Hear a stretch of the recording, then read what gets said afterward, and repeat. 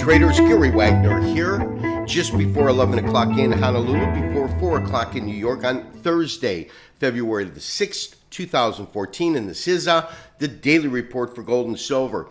After spiking surprisingly higher in trading over the last 24 hours, we now have both gold and silver back to essentially unchanged, with gold trading up approximately 20 cents on the day, $12.57. The high is $67.80 and the low $52.20. Silver currently up about a nickel on the day. It is trading and flirting with the $20 mark, $19.93.92 in terms of a bid-ask spread. You add a dime to it, so you'd have $20.02 bid-ask spread. In terms of the low, you've had $19.78 and $20.27 on the high. You can see that spike, of course, right here.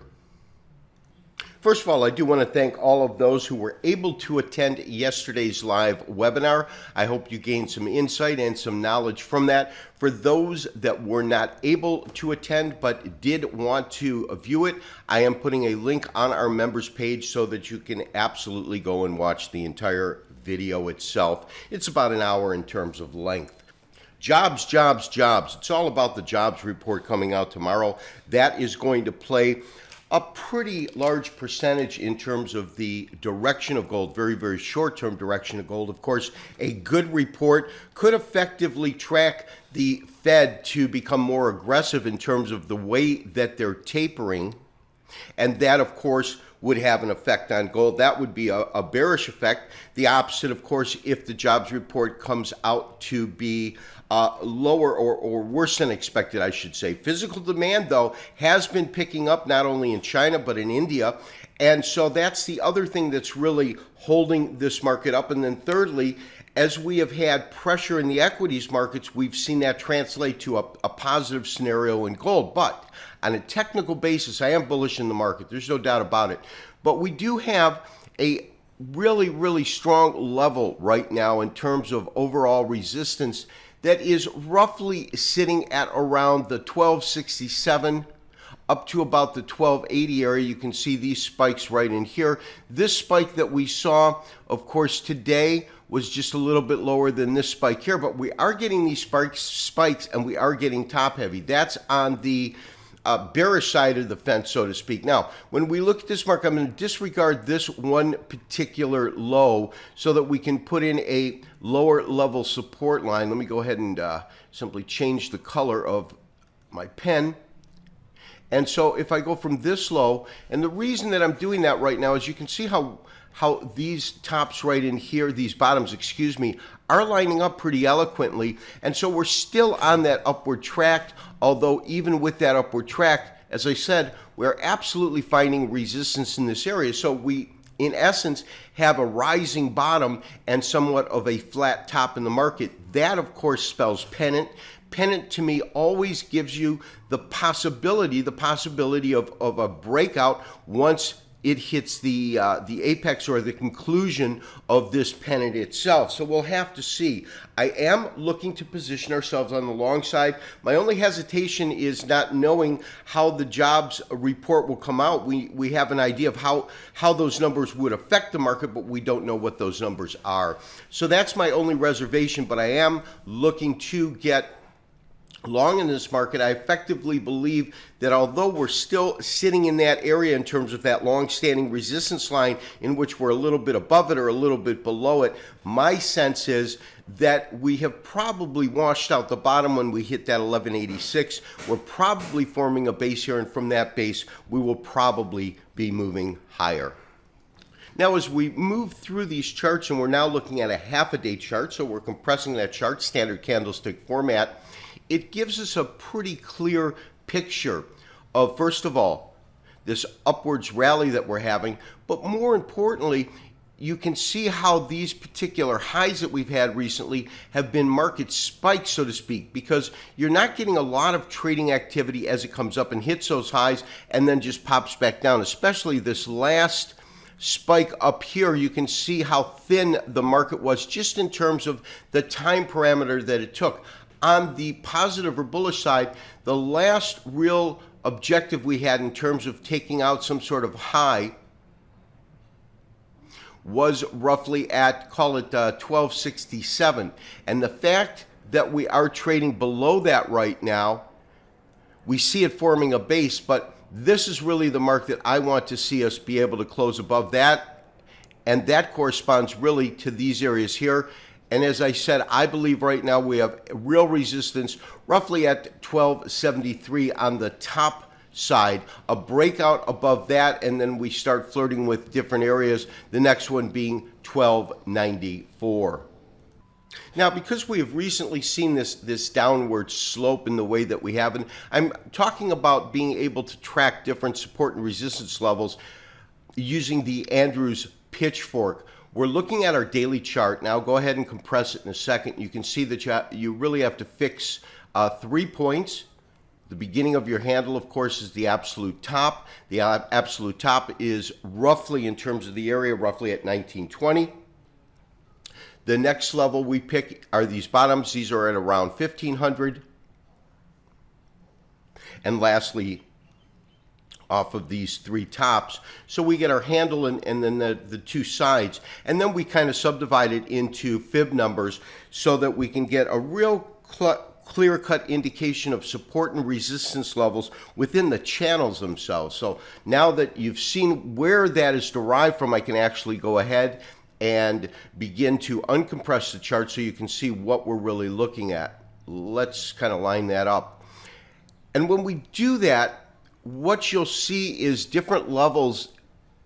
Because we're in a channel line, it's going to give us a little bit more exact level of support and resistance. You can see this running support line, and the support line, of course, is moving down because the entire channel's moved down. You can also see this upper level resistance. This is at roughly the 23%, so 23 and 61. We can see where the market came up on this, hit that top, then comes down, finds support, and then on its second run, it really stalls at the just above, I should say, the 38%, comes down and absolutely still continues to track in terms of the channel line support levels. See that right here. And on this particular sweep up, we're once again caught within this channel right here. Now, why is that important? Well, one of the primary reasons that looking at support and resistance through these channel lines is because the market has been definitively in this downward track, even with these different rallies that we have seen throughout the year. And in terms of the rallies, this is the large rally here, in which we saw the market move from approximately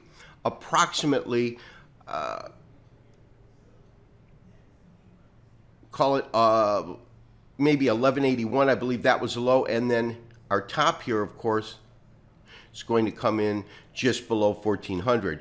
But it's pretty clear to see that we've got some substantial resistance right now in this area, and if it breaks really above that, we would look for it to track to this next channel line. And if in fact it does that, you're looking, because this is sloping down, you're still looking at a move of about 1290, and then we had that number of 1293. So that's the number I would actually look at. That's on the upside. If the market continues under pressure, though, these last occasions where it has come down both here and here, it hits a 61% line, and at 61%, it's tracking at a low that is roughly at about 1120, 1130, according to this chart and the slope. So we'll have to see, of course, how it unfolds, but I believe it's a pretty interesting and effective way to look at different support and resistance levels, especially if we've got a downward channel. You want to take that into account when you look at different support and resistance levels. We're looking at a 3-day chart. We have our Elliott wave count. We have the possibility, of course, and we believe that effectively we could have seen really a bear market truncation. We absolutely believe that we have support in this area, 1186, no doubt about that. As this marketplace came down, we formed our second bottom. And when we go ahead and blow this chart up, you really begin to see the real rally that this marketplace exhibited as it has come up off of these lows. in terms of different levels, the major level of resistance that I'm tracking right now is probably right around 1300. We talked about another minor one. That minor one, of course, was sitting roughly at 1293. So the real question is have we continued to break above this long-standing resistance line? And we're in that area right now where, depending on how we fix the line, and I'm trying to account for really the bodies, meaning the open and close, because that tends to give us our most accurate reading, not looking at the highs and the lows as much as the range in which it opened and closed. We do have the equities market right now, and that's making a pretty nice play to the upside. In my eyes, we're still right in that area, but we are currently tracking just above that resistance line. If we maintain above that resistance line, as I said, I would look for a continuation of this market to higher pricing, of course, building a base all along the way. Standard & Poor's, as you can see, on a daily chart, we're getting a pretty sizable rally here, 1773.85. And what I've done on this particular chart is simply put in a channel line in which I created it off of these lows here to get my angle, and then it automatically puts in that same angle, and we just put that on the top. When we do that, what's interesting is that we definitely found some support in this area on this channel line, and you can see we're trading up near the highs right now, and this market effectively looks as though it has seen this correction that it had, and in terms of the correction itself, we could be looking for higher prices in the equities markets. Now, that will dramatically, I believe, affect the gold market, so we want to pay close attention to that, along with the jobs report, which of course is coming out tomorrow. And then finally to silver. I have to acknowledge the fact that silver almost to me looks like it's flatlined. You can see this very strong level of support by the bodies on these Japanese average charts, and they just happen to float above 1958. Traders, you know that 1958 in terms of silver price is a pretty critical number in terms of the support level, because if it breaks through there, it doesn't really find major support till just around 1850, 1825, so a dollar below that. And in terms of resistance is still roughly at about 2025 to 2030. So I still see it in this defined narrow range in which you've got really not that much of a spread. You're looking at a weekly chart, and you can see how it's been contained right within this range. That, in the light of when you look at a weekly chart of gold, that seems to be kind of moving up and away, and it formed its base when it hit those lows at 1181, that double bottom that we saw. This has been Gary Wagner, wishing you as always good trading. We'll talk to you tomorrow for the weekly wrap-up on Friday. Bye-bye.